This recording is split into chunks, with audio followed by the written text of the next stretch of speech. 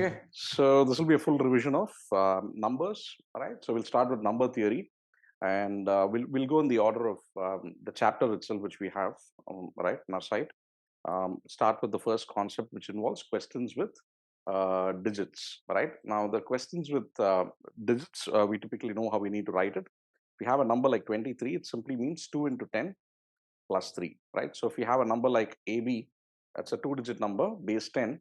Um, if we have to write it in the normal form, it's supposed to be 10a plus b before we can apply any operations to this, right? So typical type of questions which are going to turn up over here are going to be a number AB is subtracted from the number form by reversing the digits, right? So it's not the product of two, it's AB written in that form, right? We need to remember that. What's the difference going to be? Then AB to the base 10 is nothing but 10a plus b, and this can be written as 10b plus a. And if you're going to be subtracting these two, you're going to get 10a minus a, which is 9a. And then you're going to get a minus 9b over here, which is 9 times a minus b, right? So 9 times a minus b. We know that all of these are going to be 9 multiples. Any 2-digit number, you subtract from the number form by reversing the digits, you're going to get a 9 multiple for sure. The number could either go up in value from 23, it could go up to 32, or the number can come down in value from 73, it can come down to 37. Just look at the differences over here. That's 36 over here. Over here, it's going to be 9. And how do we know these differences quickly? I mean, it's just 9 into difference of the digits. Difference of the digits is 1, so 9 into 1. Here it's 4, so 9 fours are 36. Now, likewise, when it comes to a 3-digit number, the 3-digit number can be written as 100a plus 10b plus c. I think it's basic stuff. Should all be knowing at this stage. You want to subtract the number form by reversing the digits. So it's going to be 100c plus 10b plus a. So when you subtract this, this is going to get cancelled, right? 100a minus a is 99a. C minus 100c is minus 99c. These are always going to be 99 multiples, and it's 99 into a minus c. Now, what is this? Any 3-digit number, 347, or rather, let's write it the other way around, right? So 743. And you want to subtract a 347. The difference is simply going to be 99 into 7 minus 3, right? 99 into 7 minus 3, which is going to be 4, which comes to 396, which is the difference between these two. Okay, enough spent on that. Now let's look at an example, right? So something came up in CAT 2021, slot 1. How many 3-digit numbers are greater than 100 and increase by 198 when the 3 digits are arranged in reverse order? Now we're speaking about a 3-digit number, and it has to increase by 198. 198 is nothing but 99 into 2. I know immediately that the difference between the hundreds place and the units place has to be 2, right? So when we have A, B, and C, the difference between these two has to be 2. Also, the 3-digit numbers are greater than 100, and they are increasing when you reverse them. If you're going to increase when you reverse them, C is going to be greater than A, right? The units has to be more than the hundreds. Only then when you reverse, it's going to be greater. So therefore, what is the smallest value can I set over here for A? A can be 1, in which case C over here has to be 2 more, which has to be 3, right? So 1 and 3, and B over here can be anything, it doesn't matter, right? So 1 something 3, when reverse is going to become 3 something 1, and when you subtract the 2, right? Looking at the previous concept we saw, right? It's just going to give you 198. You can put anything over here, or 341 minus 143, whichever way you're going to get 198, right? So this 198 over here, you know, is a 99 multiple. 99 into what? 2. 2 is what? 2 is the difference between the hundreds and the units digits. Now, which is bigger over here? When you reverse it, it's going to increase, right? When you're reversing, it's going to increase. So therefore, your units is more than your hundreds by 2, right? 1 something 3, 2 something 4, and so on. And where do you stop? 3 is going to hit 9, right? That's where you stop. Now, 3 to 9, how many are there? 3 to 9, you have 7 digits, right? 7 such cases you have, the last one being 7 something 9. Now, for in each of these 7 cases, your middle digit or your tens digit could have been anything between 0 to 9, right? Like we took 341, you take 391, also you're going to get the same thing, right? So for every such combination, you're going to have 10 possibilities for the middle digit. So 7 into 10 comes to 70 over here. right? So 70 such numbers exist, and that's the answer for this question. Now, if you have to think all of these during the exam, it's going to be a little painful.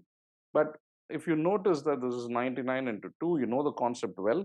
Three-digit numbers are greater than 100, fine, okay, and increase by 198 when the digits are arranged in the reverse order. They are increasing. So it has to be starting with 1 something 3, right? And then it goes on till where 3 is going to hit 9 first. 3 to 9 is a total of 7, right? 7 such possibilities. And for each of them, 10 ways the middle digit can come. This is a standard type of question. 70 is the answer for this question. Okay. So let's look at the next concept now. Next is pertaining to rational number, right? Or fraction and decimal form conversion. Now, typically, rational number, we've learned it in school, saying that, anything which is written in the P by Q form, where, Q is not equal to 0, and P and Q are going to be integers over here, right? Denominator cannot be 0. The other form we have learned in the lessons is that a rational number is going to be such that when P by Q, you're going to divide and write it in the decimal form. You're going to have recurring decimals, right? Recurring. It's going to start recurring at some point.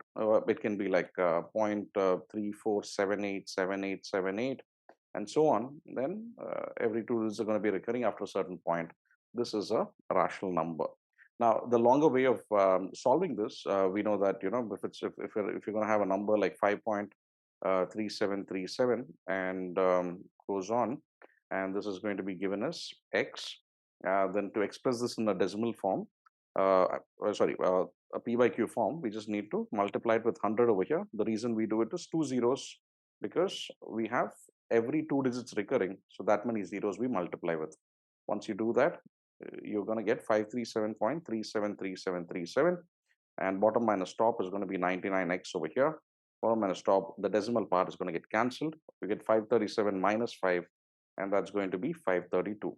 So x over here is 532 divided by 99, right? So that's the P by Q way of writing this, right? So any doubts at any of these points, you can just ping into the chat. I'll be monitoring that as well. Okay.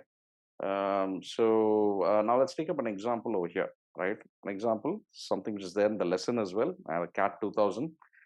Some of you might be thinking, hey, CAT 2000 is a long time back. Do these questions repeat? Yeah, I mean, not repeat. The type is pretty much the same. Quant hasn't really changed over the years. So let D be a recurring decimal of the form. 0.A1, A2, A1, A2. Every 2 digits are recurring over here. So where does A1 and A2 lie between 0 and 9? Further, at most, one of them is 0. Max 1 can be 0, both can't be. Which of the following numbers necessarily produces an integer when multiplied by D? The moment we see something like this, D is equal to 0. If it's going to be 535353, for instance, D is nothing but 53 by 99, right? If before the decimal point is 0 and immediately starts recurring, that many digits you can put over here divided by that many nines, right? Even if you'd have used 100D equals 53.5353, this is what would have happened for you. You subtract these two, you get a 99D, D, and you subtract a 53.5353 from this, you're going to get a 53, and therefore D is 53 by 99. So if this part is clear for you, which we've seen in the lessons, that is, if D is going to be, for instance, once again, 0.3737, then D is simply 37 by 99. So if D is A1, A2, A1, A2, and so on, then it's going to be A1, A2 by 99, where A1, A2 is some 2-digit number or 1 digit, whatever it can be, right? But this integer divided by 99, what does the question say over here?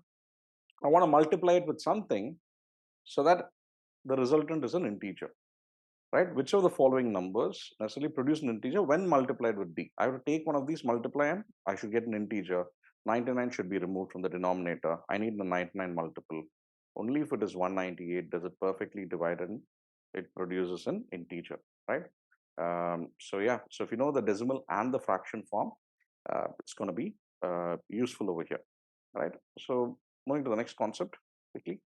So what do we have here? So we have an even or odd, right? So what are even numbers and what are odd numbers? We have seen these. So one way to look at it is to say that the last digit is 24680, it's even, and the other way around. You also need to understand that even numbers can be written in the 2k form and odd are in the 2k plus 1. If you have to write it in a number format, this is what it is. Likewise, any number can also be written in a dq plus r form, right? If you take a 14, for instance, and you want to write it with a divisor of 3, what is it? 3 into what is less than 14? 3 into 4 max. And then I have left with the remainder of 2. How do we get that? 14, you divide by 3, we're getting 4 3s are 12, and we're left with 2 as a remainder. The divisor, the quotient, and this is the remainder over here. This is the number itself. So this number 14 equals d into q plus r, right? So if you want to look at a 3k format, numbers can be written as 3k, 3k plus 1, 3k plus 2. By numbers, I mean integers, right? In positive or negative. All positive or negative integers definitely are in one of these three formats, right? Why is that so? When you divide by 3, what are the possible remainders we can get? We can either get a 0 or a 1 or a 2. That's it. There's nothing else possible. If you go for the next digit 3, 3 is divisible by 3, right? Perfectly. It's again going to be 3k. So all numbers can be written in a certain format. You're looking for a 3k series, there are going to be 3 such ways. If it's a 10k, then there are going to be 10 such ways. 10k, 10k plus 1, and so on till 10k plus 9. As I'm starting with 0, 0 to 9 is going to be 10 ways, right? So we got to know that. Okay, so a quick example now. 4807 when divided by x leaves a remainder of 7. Okay, what is the largest 3-digit number that x can be? Now 4807 has to be divided by x, right? We'll be looking at remainders in detail soon, and that is giving me 7. So what's the largest 3-digit number this x can be? X over here is nothing but the divisor, right? Divisor. Okay. So how do we go about this? If you write 4807 in the dq plus r format, dq plus the remainder over here 7, I know that divisor into quotient should be equal to, take the 7 there and it comes to 4800. Now 4800 is a product of divisor and quotient. Now the divisor x over here, we need to find what is going to be the largest 3-digit number which x can take, right? X or the divisor over here. What's the largest 3-digit number it can take? So write 4800 as, again, you can write it as 1 into 4800, 2 into 2400, right? As you express it as a product of two integers, with this increasing slowly, the other is going to start falling drastically, right? So 3 into 1600, you're already very close to 1000. 4 into 1200, once you know that, you don't even need to write it. 5 is when it becomes 960, right? For the first time, it drops below 1000. So what's happening over here, when you write a number as product of two numbers, starting with 1 into 4800, then 2 into, and you come down, one is going to, the left hand side is going to increase slowly, the right hand side is going to, the term on the right is going to drop significantly. So 960 over here is the largest 3-digit number, which is perfectly divisible by 480. Therefore, 960 is the largest 3-digit number, which when divided by 4807 will leave a, which will divide 4807 to leave a remainder of 7. Yeah. Okay. So quickly moving on to the next concept over here. The next concept over here are a bunch of things which I need you to memorize, right? So the algebraic formulae over here, you should be, just go through that table and make sure that you memorize these well, right? So what do we have over here?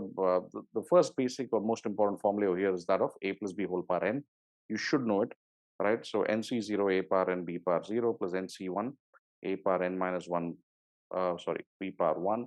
You should note that the sum of these two should be n, and nc1, whatever you have here, n minus 1 you write over here, and 1, this 1 over here you write over here, and goes on. Your last is going to be ncn, and you're going to have a power 0 b power n, right? So that's one important identity. Another is a power n minus b power n, right?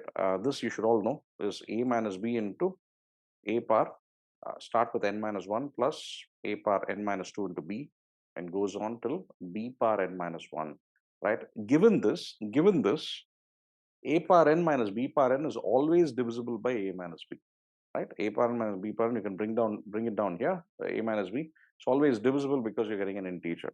So therefore, if you're given something like 37 power 476 minus 24 to the power of 476, right? These are the numbers. It's always going to be divisible by 37 minus 24, right? Which is 13. 13 is always going to perfectly divide this, right? The powers have to be the same. Remember that. Yep. Okay. The standard stuff like a plus b whole square and a minus b whole square should be knowing, right? But at the same time, you should also know this: a square plus 2ab plus b square, right? And a minus b whole square is a square minus 2ab plus b square. But the more important part is a square plus b square, right? At times we have to write this in this form. What do we get? A square plus b square is a plus b whole square minus 2ab. A plus b the whole square minus 2ab. We can take this there. Or it can also be written as a minus b whole square. And if you take the minus 2ab there, it's going to become plus 2ab, right? Two ways in which you can write a square plus b square. Okay. And next one, a standard one, which is a square minus b square, which is a plus b into a minus b. We use this quite often. We all know that. A few other you should remember are, I'm not going to get into detail, a plus b whole cube, a minus b whole cube, right? A cube plus b cube plus 3ab into a plus b. Here it's going to be a cube minus b cube minus 3ab into a minus b, right? Switch all the pluses to minuses and you get this, right? And a cube plus b cube, right? It's going to be a plus b into a square minus ab plus b square. And when you have a cube minus b cube, right? So then you're going to have which is a minus b, right? And then everything else over here is going to be positive, a square plus ab plus b square over here, right? So that's a cube minus b cube. Now, then those pertaining to three variables over here, a plus b plus c whole square equals a square plus b square plus c square plus 2ab plus 2bc plus 2ca, right? And then you have your a cube plus b cube plus c cube, right? This is the part which not many remember much. When it turns up, it's going to become really easy for you, right? So a cube plus b cube plus c cube minus 3abc is going to be a plus b plus c into a square plus b square plus c square. Now you bring in the minuses, minus ab minus bc minus ca, right? If you just multiply and expand once, you'll note that a lot of terms get cancelled. You get just this over here, right? So given this, what can I say, right? So what can I say over here? If a plus b plus c equals 0, right? If a plus b plus c equals 0, then this right hand side over here is becoming 0, 0 into something. So my left hand side over here, a cube plus b cube plus c cube minus 3abc equals 0. So therefore, a cube plus b cube plus c cube equals 3 times abc, right? If a plus b plus c is 0, then this is true because of this particular identity, right? So the algebraic identities are important. See if you can remember them, right? Go through it if need be quickly. Do not spend too much time. By now, should be in a we should have done with most part of it. Okay, right. So continuing, now you need to look at algebraic divisibilities, right? What are certain expressions divisible by, right? We just saw the first one. A power n minus b power n is always divisible by a minus b. We saw that. Now that's one. We know that. Okay, that's always universal. Now a couple of other things, right? Which is one, which is a power n plus b power n is always divisible by, again, a plus b, right? When n is odd, right? Third one, a power n minus b power n, right, is always divisible by a plus b, right? We're looking at a plus b over here. We're done with the minus above, right? A plus b when n is even, right? So this is the part which you need to be careful with and remember, right? when we have a power n minus b power n, it's always divisible by a minus b, whether n is odd or even. However, when it's even, when it becomes even, it is also divisible by a plus b. Now, a power n plus b power n is always divisible by a plus b when n is going to be odd, right? So we've seen these in certain cat questions, which are also there in the lessons, right? A quick look at those quickly. The remainder when 15 power 23 plus 23 power 23 is divided by 19, right? So 15 power 23 plus 23 power 23, right? A power n plus b power n is odd, right? The powers are odd over here. So therefore, I know that it is definitely divisible by what? A plus b. A plus b, 15 plus 23, which is 38. If the number is definitely divisible by 38, then it is also divisible by the factors of 38. 38 is what? 2 into 19. So if a number is divisible by 38, it is also going to be divisible by 19. So this number, when divided by 19, is going to leave us a remainder of 0, right? So don't need to divide them individually and go into all of that. We need to see if there's any pattern over here. A power n plus b power n is odd. And with that you should be able to close it, right? Okay. Moving to the next example over here, right? So this is another one we have seen in the lessons itself, right? So what do we have here? We have 30 power 65 minus 29 power 65 in the numerator. Denominator is 30 power 64, just one power less, plus 29 power 64. It looks like the denominator over here is going to be bigger because of the plus sign, and denominator numerator is smaller because of negative. But in reality, if you just write it the way we know, a power n minus b power n is nothing but a minus b, right, into a power n minus 1, 30 power 64 plus 30 power 63 into 29 plus 30 power 62 into 29 square, and goes on. And the last term over here is going to be b power n minus 1, 29 power 64, right, n minus 1, divided by 30 power 64 plus 29 power 64 is what is asked. 13 minus 29 is 1, right? It's just 1, it's okay. The first term and the last term, right, is what? The first term and last term, if you add up, that's the same as the denominator. So which is bigger over here? Is the numerator bigger or denominator bigger? The numerator contains these and more and many more. So definitely numerator is bigger than the denominator. When my numerator is bigger than denominator, right, what do we know? It's always going to be greater than 1. So therefore, r over here is greater than 1. That's it. So look to express it this way, and you should be able to get the answer, right? Okay, moving to the next thing. You all have the speed math module over here. So please use that. Please go through it, tables, squares, and higher powers, right? So it's quite important. There is an interesting question which turned up in the CAT 2019 paper, right? 19 paper. I will just put that up now, and let's see if you can solve it, right? So this is important, right? We should know this. If 5 power x minus 3 power y equals 13,438, right? Some of us would have seen it in the class. And 5 power x minus 1 plus 3 power y plus 1 is 9686. Then x plus y equals what? It's type in the answer question, right? So how do we go about something so big? So if you know the higher powers and everything, right, it's going to be really useful.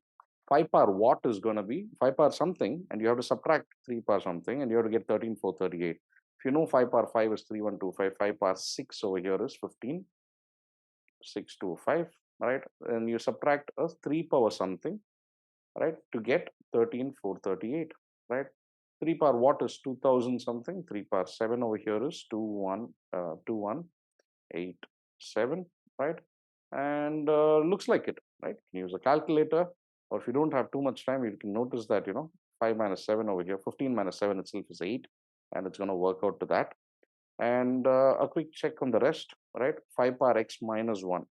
If it's going to be 5 power x minus 1, it's 5 power 5, and 3 power y plus 1, 3 power 8. If you remember those as well, that's given to you, then that's it. If you add these up, you're going to get 9686. That's it. So x has to be 6, y has to be 7. 6 plus 7 over here comes to 13. That's the way to do it. So if you know these, it's going to be helpful. This was a 2019, I think, slot 2 paper, right, from the CAT exam. Yeah, so it's going to be really useful. So please make use of this, right? So moving to the next concept over here, which is going to be pertaining to primes, right? So primes. Now primes, we know that a few basics we need to remember. If you have to list them out, you're going to have 2, 3, 5, 7, 11, 13, 17, 19, and so on, right? Should be able to quickly list them down. We also know that the from 1 to 50, there are a total of 15 primes, and from 51 to 100, we're going to have 10 primes. So the number of primes which are going to be from 1 to 100 is going to be 25 primes, right? There are 25 primes between 1 and 100, right? So a few other things we need to note listed as points over there in the lesson. No pattern has been established, right, for the occurrence. We can say that, it's going to be reducing, but we don't know as to, there's no formula to predict the next prime. Now, all prime numbers are odd numbers, right? With the exception of 2. 2 is the only even prime number, and that is the smallest prime number as well. 1 is neither prime nor composite. 1 is not prime or composite, right? 2 over here is the smallest prime number, and it's even. All prime numbers with the exception of 2 and 5. 2 and 5, the only prime numbers which are not going to be ending with 1379. The rest are going to be ending with 137 or 9. As I said, 15 prime numbers less than 50, 25 less than 100. All prime numbers over here, other than 2 and 3, can be written in the form 6k plus 1 or 6k minus 1. Because the rest of them, which are 6k, 6k plus 2, 6k plus 3, or 6k plus 4, uh, 3 of them are going to be even, and this is a multiple of 3. So therefore, all primes other than 2 and 3, the exception of those two, can be written this way. Last one is important, right? So this is something which can turn up in exams where they're going to tell you that a plus b equals 39, right? Um, how many different, where a and b are going to be primes, how many solutions exist for a comma b, right? How many solutions exist for a comma b ordered pairs such that a plus b equals 39? We'll be tempted to say 2 and 37, one solution, but the answer is no. It's 2 comma 37 or 37 comma 2. Remember it, be careful. When they're saying ordered pairs, satisfying something like this, if you can write it as 2 comma 37 satisfies, also 37 comma 2, they consider it as two different solutions, right? So that would become the answer. So if the sum of two prime numbers is odd, you need to remember that one has to be even, the other is odd, right? Only then sum of two numbers is going to be odd. Likewise, if sum of three prime numbers is even, if all three are odd, odd plus odd is odd. But if the sum is going to be even for three prime numbers, it has to be an even plus odd, right? Three even prime numbers could also be there. I mean, if they're not distinct, we can have 2, 2, and 2. Otherwise, it has to be this way. So 2 is definitely going to be one of them. Okay. So that's my bit on the primes, right? Moving to the next concept over here. How do we test for prime? How do I check if a number is prime or not? Yeah, so if you want to take up a number like 323, right? It's to check if it's prime or not. Apply the square root and see as to what you're getting. 324 is 18 square. 323 is 17 point something. List out all the primes which are going to be less than this number, 17 point something. So it's going to be 2, 3, 5, 7, 11, 13, and 17. Now check if 323 is divisible by 2. No. Divisible by 3. Sum of digits is not. 5. No. Last digit is not. 7 over here. It's not working out either. 11. Alternate digits not working out. 13. 13 2s are 26. 63. It's not. 17 over here. 17 actually is 1. 17s are 17. Then you have a 15. 153 is 9. 323 by 17 comes to 9. Therefore, I can say that this number, as it's divisible, it is a composite number. It's not prime, right? So that's the test for prime. Applicability of this in the exam is very little, right? But nevertheless, you should know it. The next part is important, right? Co-primes, right? So what are co-primes over here? Co-primes are any set of numbers, or rather two numbers, a comma b, such that the HCF over here is going to be equal to 1. Do the two numbers need to be prime? No, can be something like 12 and 35. What is the highest common factor? But for the two numbers, it's just 1, right? Nothing else divides both of them. So therefore, 12 and 35 are going to be co-prime. They're called co-primes or relatively prime. It does not mean that A and B have to be prime numbers. But if you have two prime numbers given, 29 and 37, definitely they're going to be co-prime, right? Because they're anyway prime. But you could also have composite numbers which are co-prime. And the last thing is any two consecutive numbers, 7, 8 or 9, 10 or any of those, any two, when I say numbers, I mean integers or positive integers. Any two consecutive positive integers are going to be co-prime. The HCF is going to be 1, right? So that's the last concept pertaining to co-primes over here. Okay, so moving to the last concept for this particular lesson before we take up some examples. Counting consecutive integers, right? For counting consecutive integers, I've given a simple table, right? Look to follow that. Very often you're asked questions around this. So if you need to find the number of consecutive integers between 7 and 78, right? How many consecutive integers are there between 7 and 78? You need to go back to the question and check as to whether both should be included, both excluded, or what. If both are to be included, right, the lower number over here is 7 and you have 78 over here, right? So simply apply the formula 78 minus 7 plus 1, right? If both included, larger number minus smaller number plus a 1. You can also have a negative number over here, minus 7, right? In which case, what do we do? 78 minus of minus 7 or plus 1. 78 plus 1, 7 comes to 85, and then we get an 86 over here. That's the number of integers between minus 7 and 78, both included. Both included. Now, if one of them is to be excluded, right, and one is included, any one can be. So we just write it as 78 minus of minus 7. That's it. And comes to 85. If both are to be excluded, we shouldn't be counting the two ends. Then it's going to be 78 minus of minus 7 minus 1, right? A simple, not a formula per se, but yeah, simple thing we can apply. Have a formula around it, just apply it here. This is something which is going to turn up in a lot of places in the CAT exam because we need to be counting integers quite often, right? A few examples over here before we move to the next lesson. Um, for all possible integers n, satisfying this 2.25 is less than equal to 2 plus 2 power n plus 2 is less than equal to 202. Okay, the number of integer values, right, of 3 plus 3 power n plus 1 is what, right? Seems so complex. It seems so complex. This is a question which a lot of people would tend to skip and leave and go, right? But you need to be a little patient, right? You need to observe that a 2 can be removed from all sides, right? All parts of the inequality. So if I'm going to subtract 2 everywhere, what are we going to get? The inequality is going to become 0.25 is less than equal to 2 power n plus 2 is less than equal to 200, right? Now, what is 0.25? It's nothing but 1 by 4 or 1 by 2 square or 2 power minus 2, right? 2 power minus 2 over here and 200 over here, right? So what is 200? If I can write it as a power of 2, it's going to be 2 power what? It's between 2 power 7, 128 and 2 power 8, 256. 2 power 7 point something, right? 2 power 7 is 128, 2 power 8 is 256. Between those two, the power is 7 point something. That's it. If the bases are the same and the bases are all more than 1, then I can just remove it and write it as minus 2 is less than equal to n plus 2 is less than equal to 7 point something, right? 7 point whatever, just put a 5 or whatever for your reference. And I want to get rid of the 2 as well, right? So if I subtract a 2 everywhere and n over here is going to be, you're going to get minus 4. And what are we going to get over here? If you subtract a 2, you're going to get a.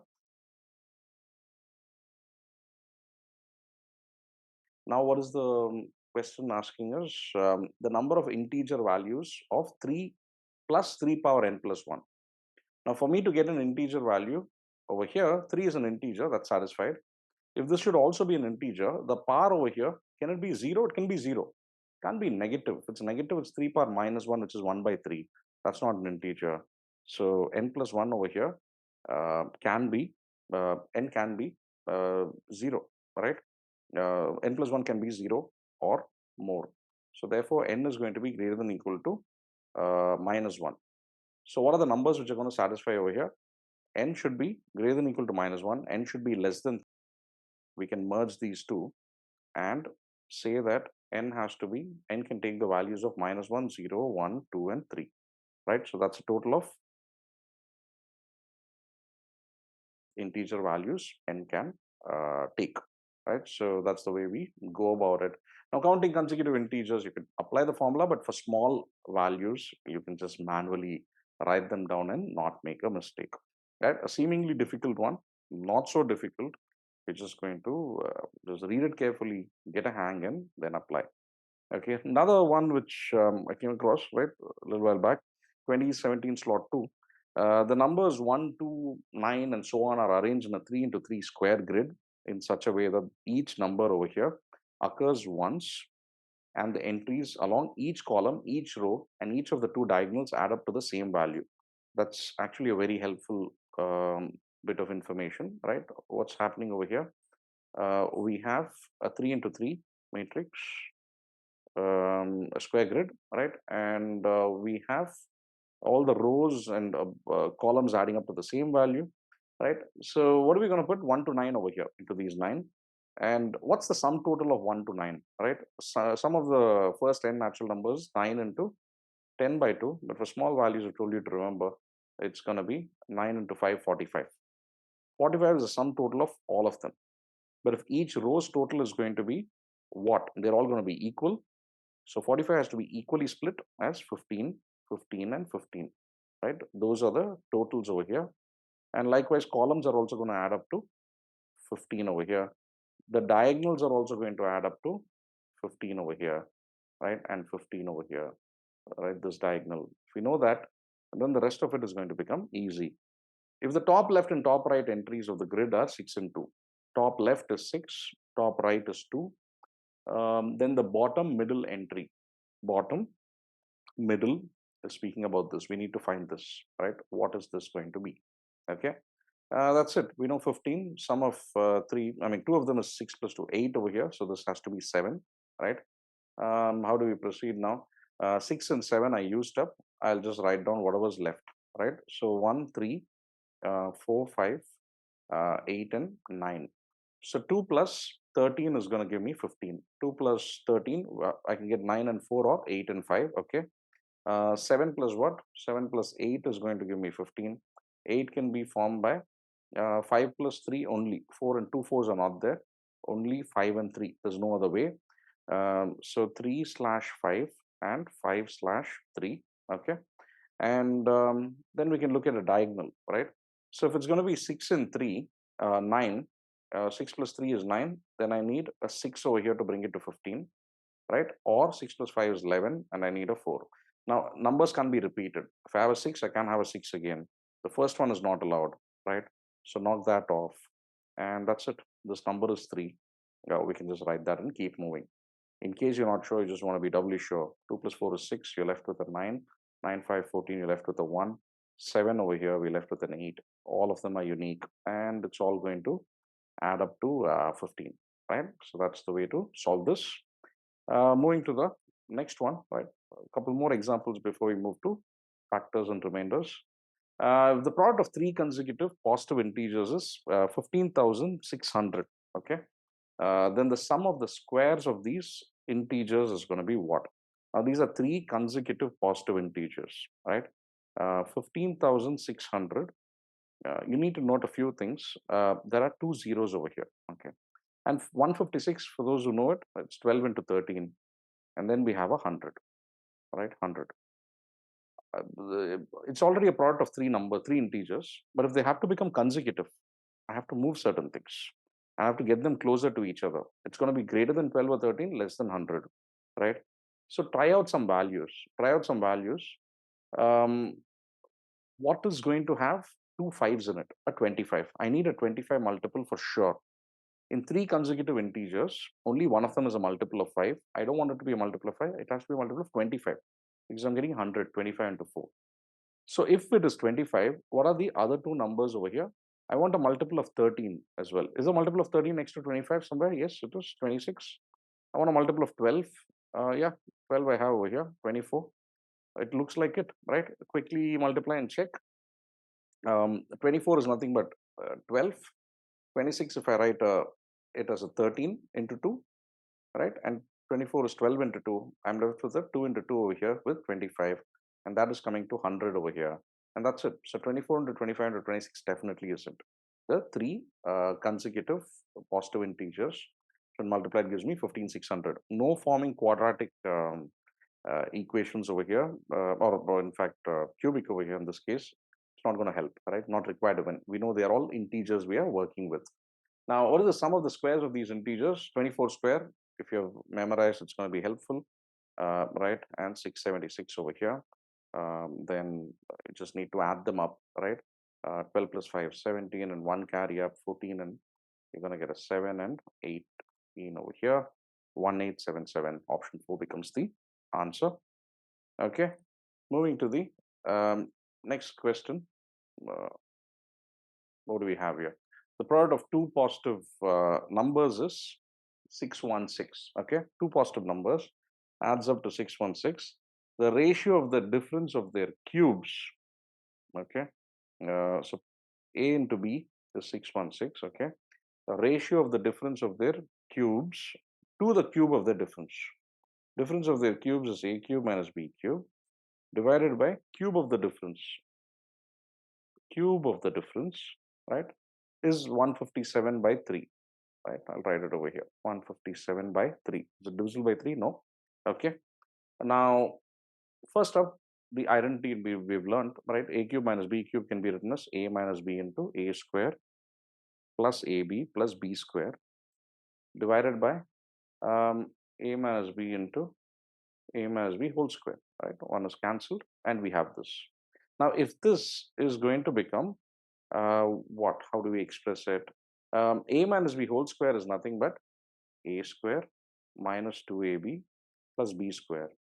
Now, if this I want to write it that way, A square minus 2AB plus B square as well, then plus AB is what I want. I have a minus 2AB, so I have to add back a 3AB, right? 3AB over here. And what do we get? This first part is going to get cancelled. It's 1 plus 3AB divided by A minus B whole square, right? This can be rewritten as A minus B whole square. Now, this is it, right? So with this, we need to understand 157 by 3 is what is 1 plus this, right? So the 1, if I have to take it to the other side and subtract it, right? Subtract a 1, what are we going to get?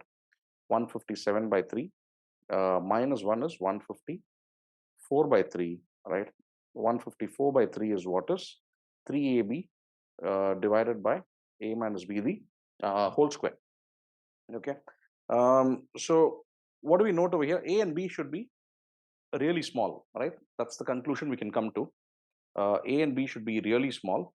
Product of A and B I know is 616, right? 616 can be written as product of two numbers which are very close to each other. So the denominator is very small, A minus B, the difference whole square, right? So how can 616 be written? We need to look to factorize it. 616 divisible by 11 for sure, right? 6 plus 6 is 12 minus the middle one. So it can be written as 11 into, what are we left with? 56, okay? 7 and 8, we can again take a 2 and put it there, and we're going to get 22 into 28, right? 22 into 28. Just see as to what you get for 22 and 28. If A and B are 22 and 28, or 28 and 22, what are we going to get over here? The difference is 6. 6 square is 36. I'm getting 3 into A into B. AB is 616, we know that already, all right? 3 you cancel over here, you get a 12. In the 12, 3 is remaining, so divide by 4.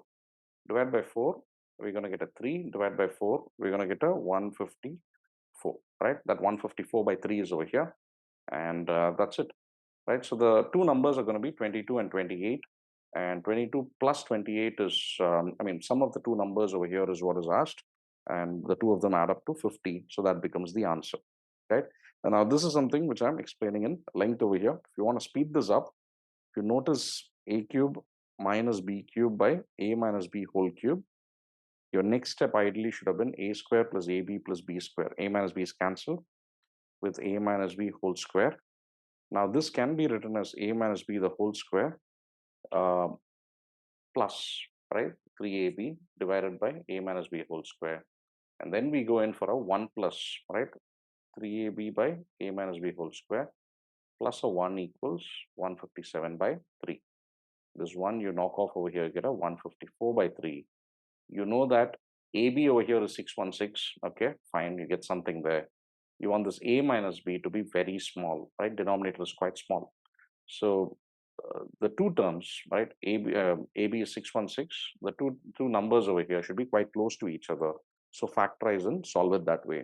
Notice that all of these are integer answers and like options are given over here, right? So you need to understand that going the quadratic route is going to be a little painful, right? So therefore, break AB down and find the values and substitute. Okay. Next one. Among 100 students, X1 have birthdays in January, X2 have birthdays in February, and so on. Okay, if X0 is max of X1, X2, and so on till X12, and then the smallest possible value of X0 is what, right? The way in which it's written is a little complex, right? But this is a type of question if which is turned up in about 20 odd years back, CAT 2001 or 2, right? This is something which keeps repeating once in a while. Now you need to understand that the way the wording has to be a little complex, right? Otherwise it won't be perfect. But once you understand the question type, solving is going to be very quick. What are they trying to say over here? There are 100 students, and some of them have birthday in January, some in Feb, and so on. Now X0 over here is the max of each of these.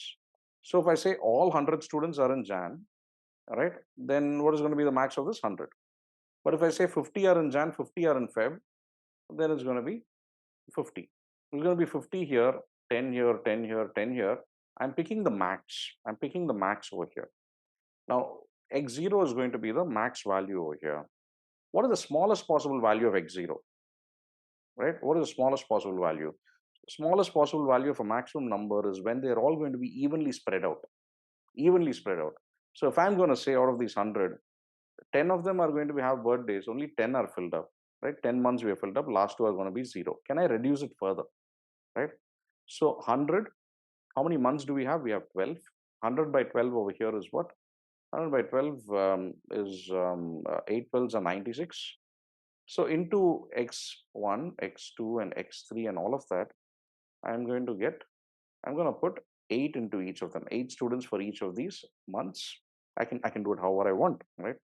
It's a scenario. Now I'm done with 96, but I need to put 4 more. 4 more, I'd put it this way: plus 1, plus 1, plus 1, plus 1. I'm done with all 100, right? 4 of them are going to be 9s. That is, 9 of them will be in January, 9 Feb, 9 March, 9 April. The rest, there are going to be 8 students in each of the other months where they have their birthdays. So what is the max of all of this? Max of all of this is going to come to 9. Max value of these is going to be the highest over here, which is 9. So 9 over here becomes the answer, right? So once you understand the question type, it becomes quite easy, right? These are the kinds of questions where if this X1, X2 and all doesn't make too much sense, it feels a little Greek. Try to put some values in and understand, right? Try to put in a value of 40, 20, right? 20, 10 and 10. What is it going to be? The max over here. The max is going to be 40. I have to reduce that. I have to find the smallest value for that, right? To reduce it further and further, I have to keep moving it to other values such that it's all pretty much evenly distributed. That's when the maximum value gets minimized or reduced. Okay. On to the last question here before we move to factors and remainders. Okay, so this is something which came up recently.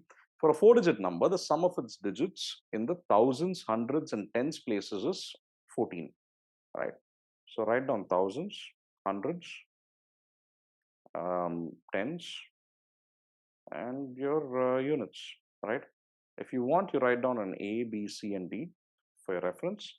The sum of A, B, and C is 14. The sum of the digits in the hundreds, tens, and units, B, C, and D, B plus C plus D is 15, right? The moment you know this, you can do bottom minus top. All right, bottom minus top is going to be D minus A equals 15 minus 14, which is 1. So D equals A plus 1. So D is nothing but A plus 1. Okay. And the tens place is 4 more than the units place digit. Tens, which is C, is 4 more than A plus 1. So it becomes A plus 1 plus 4, which is A plus 5. Okay. Then the highest possible 4-digit number satisfying the above these conditions and all of that. Okay. Where is the constraint? The constraint is with the largest of these digits cannot be more than 9, right? What is the largest? A plus 5 or A plus 1? A plus 5 over here. If this is 9, how much would this be, right? It's going to be 4 less. 4 less is going to be 5. And A is going to be 1 less, which comes to 4, right? Any other conditions over here for B? There are some equations over here. A plus B plus C is 14, right? A plus what plus I mean 4 plus what plus 9 is 14. 4 plus 1 plus 9 is 14. And that's it. 4195 is the answer for this question, right? So that brings us to the end of number theory. Now move to factors and remainders. Okay, so now we look at factors and remainders, right? Specifically successive division, we've seen that in the lesson. This can be applied when the numbers are big and they're quite close to each other. Is it something which is which commonly turns up for us to apply? Not really, but any which ways, the same example from the lesson. What is the HCF of 432 and 204? All right, the smaller number we put here, 432 over here. 2 times 204 is going to be 408, right? And then you subtract and you get a 24. 204 over here. 8 times 24 is going to be give us 192. 12, and you bring down 24 from there, and we're getting now it's perfectly dividing, right? And we're getting 0 as the remainder. When we get 0 as the remainder, we stop. The last divisor, right, becomes the HCF. The HCF over here is 12. I'm not going to delve too much into this because it doesn't really the application isn't very high for it. But yeah, the more important ones are around the common division, HCF and LCM. All right, take up an example and we'll just do it with that. What is the HCF? What are the HCF and LCM of 48 and 60? All right, so the common division is where we write 48 and 60 over here. And what is going to be divisible by both of them, right? Both are 12 multiples and we get 4 and 5. So HCF, all right, we stop over here because 4 and 5 are not divisible by anything else. HCF is the largest common divisor, 12. LCM is nothing but the product of all of these, 12 into 4 into 5, right? 12 into 4 into 5. And we get 48, right? Which is nothing but 48 into 5, which comes to 240, right? So 12 and 240 are the answers. But can we get this 240 a lot quicker? Yeah, definitely, right? So once you note that the HCF over here is 12, right? You take one number as it is, 48, and multiply with what you're getting after dividing this by 12. You get a 5. That's what it was. What is it again? Take one number, take the other number and divide by HCF, right? Which is 12. The uncommon part, what is not there, is 5. So it's 48 into 5. Or take 60. 60 is 12 into 5. And this is what? 12 into 4. Take the 4 and multiply over here and you get your 240. Right? You can do this. A lot of you at the stage would be just doing it kind of subconscious, not subconsciously, but yeah, just in the back of your head without yeah, realizing that this is exactly what you're doing, right? And your mind would just be working, which is good. Now, what if a third number is going to be added over here? We're going to have 48, 60, and 72. Here, if you're once again going to use the previous approach, you take 48 and 60. If you're able to quickly understand 240 over here. Now, along with 240, you have a 72. And 72 is 24 into 3. This is 24 into 10. Multiply it with a 3 and bring it to 720, and that becomes the answer. You can do it quickly. Now, what's divisible by all three of them? 12, right? You don't even need to use the common division over here to get these values. However, if your accuracy is low, you just want to stick to the plain old basics, right? How do we go about something like this? 48, 60, and 72. What's the largest number divisible by all three? We have to look at all three. 12 I know is divisible by all three. So 4, 5, and 6. All three, anything else is possible? No. Two at a time. Now I need to use only prime numbers. 5 is not there anywhere else. 2 is there. So divide by 2. You get a 2 here, you get a 5 here, you get a 3 here. That's it. No two numbers are, any two numbers over here are going to be co-prime, right? HCF is 1. So we stop at this. HCF over here is going to be the first one, which is divisible by all three. So that's 12. LCM over here is nothing but the product of all of these. 12 into 2 into 2 into 5 into 3. So 12 into 2 is 24. Start with that. 2 into 5 into 3, that's 6 into 5, 30. And that comes to 720, what we had done earlier, right? So common division is something you can apply. Are you going to get a question directly like this? Probably in school, yes, 6th or 7th standard or 8th standard. Not in CAT, but we'll be applying this at different places, right? So next up is a more important thing, which is prime factorization, which turns up quite often. We can do it with an example itself, right? So once you prime factorize numbers and you write in the prime factorized form, then you might be required to find the HCF and LCM of these, right? So when you have something like this, you can just write them down this way, one below the other, so that you don't make a mistake if you wish. Noting it down is not going to take too long, but if you're quick in terms of observation, that's perfectly fine as well in the exam, from an exam standpoint. HCF is nothing but we have to take the smallest powers over here for each of the primes. 2 power 6 into 3 power 5 is the smallest, into 7 power, this is 0, right? 0 over here. LCM over here, I have to take the largest powers. Over here, it's going to be 2 power 8, 3 power 8, and 7 power 4. 7 power 0 is nothing but 1, right? You need to understand that also exists. Don't just be comparing between 4 and 3 and taking 3 over here, the lower of the two. Now, HCF, which is the highest common factor, is going to be the smallest powers. LCM over here is the largest powers, lowest, least common multiple over here, right? So HCF and LCM, once again, we need to understand factors and multiples.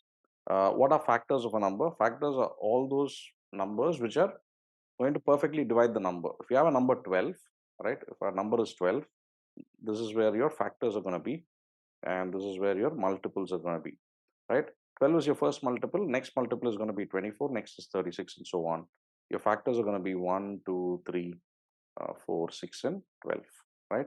12 is going to be both a factor and a multiple, the largest factor and the smallest multiple, okay?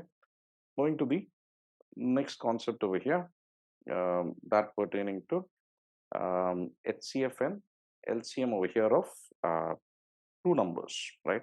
When we have only two numbers over here given, and if we are told that, the two numbers, I mean, HCF and LCM are going to be 12 and 72, and one of the numbers also given to us is 24, then the other number is going to be what? We need to understand that A into B, the product of two numbers equals HCF into LCM. That's it. A simple straight thing. The concept might turn up as a part of a question, but not the question in entirety because it's too easy. 24 into B over here might be used in one part of the question, right? And we get a 36. So the other number over here is going to be 36, right? So it's a simple concept. Product of two numbers is nothing but the product of their HCF and LCM. Once again, the numbers over here are integers or positive integers. That's the world we are operating and working on. Okay, so now HCF and LCM could be used as well. I mean, HCF and LCM of fractions is another thing which they could test you on in the exam. So if you're going to have, if you're required to find the HCF of A by B, comma, C by D, comma, E by F, it's nothing but HCF of numerators. Whatever you have here, it continues in the numerators. For the numerators, divided by LCM of the denominators, the opposite function, right? The other function, not opposite. The other function you have to do for the denominators. Likewise, if you're going to be replacing this HCF word over here with LCM, whatever is over here, you put in the numerator, right? For the apply for the numerators. LCM of numerators divided by HCF of denominators is the LCM of fractions, right? So that's it. I think at this stage, a lot of you would be knowing it already. How do we apply it in a question? Okay, there are three pieces of cake weighing 9 by 2 pounds, 27 by 4 pounds, and 36 by 5 pounds. Pieces of the cake are equally divided and distributed. Okay, so equally divide them and distribute it in such a manner that every guest in the party gets one single piece of cake. Okay, everybody is getting a piece of cake. Further, the weight of the piece of the cake is as heavy as possible. We have to get a large piece divided over here. Okay, what is the largest number of guests to whom we can distribute the cake? Right. So what's happening over here? The pieces of the cake are equally divided. Equal pieces, as heavy as possible. How can I do that? Largest piece, largest number divisible by each of these. That's what it is. Largest number divisible by these, but they can be in fraction. Highest number divisible by these is the highest common factor of what? 9 by 2, 27 by 4, and 36 by 5. That's going to give me the largest piece, right? We can divide them into. Largest piece is the HCF of these. The weight of the largest piece is going to be this. HCF of numerator is going to be 9, 27, 36. Highest common factor is 9 divided by LCM of denominators. LCM of 2 and 4 is 4. LCM of 4 and 5 is 20. So 9 by 20 over here is the weight of the largest piece. What is the largest number of guests? How many guests can be there? If the total cake size is 9 by 2, each piece is 9 by 20. Number of guests it can serve. Number of guests it can be serving is going to be 9 by 2 divided by or let's write it slightly better. 9 by 2 divided by 9 by 20. Right? 9 is cancelled. 2 and 20 over here is 10. And we get 1 divided by 1 by 10, which becomes 10 guests. 10 goes up. Or from the next one onwards, we can write it as 27 by 4 divided by 9 by 20 is into 20 by 9. Reciprocal. Right? We get a 3 over here, we get a 5 over here, and 15. And the last cake over here, 36 by 5 into reciprocal over here, 20 by 9. You're going to get a 4, you're going to get a 4, and that's a 16. So 10, 15, and 16 guests all put together is going to give us 41. The answer is none of these, right? None of